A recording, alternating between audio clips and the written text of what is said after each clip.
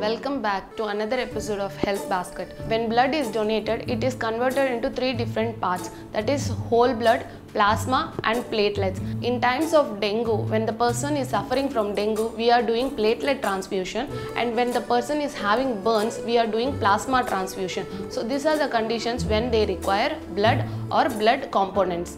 Now we will see what are the benefits of donating blood. So iron is stored in the liver and iron is excreted very minimally from our body.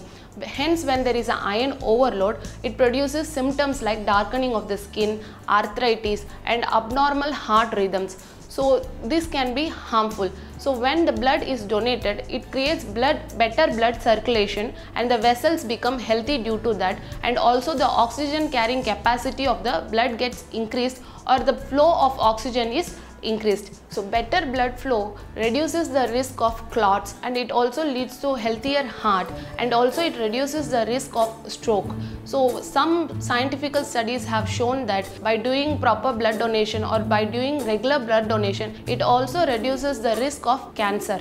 The other benefits include, like, it helps you to maintain a healthy weight, and it also prevents the aging process, lowers the cholesterol levels. Who should donate the blood? So the person should be healthy, and the person should be from the age of 18 to 60 years, and also they should not be suffering from diseases like blood pressure, diabetes, or diseases like sexually transmitted diseases, AIDS or hepatitis B. Such diseases should not be there. Also heart problems should not be there. A person can donate blood up to 5 times in a year. And also now we will see, after donating the blood, the person will have some symptoms like dizziness, tiredness. What they have to do is they have to take proper rest, they have to drink more water, they have to start eating very healthy food, in sense green leafy vegetables, and also fruits like pomegranate, oranges, Indian gooseberry, dates, and vegetables like beetroot, broccoli, and all the vegetables. So this will lead to proper blood formation in the person again.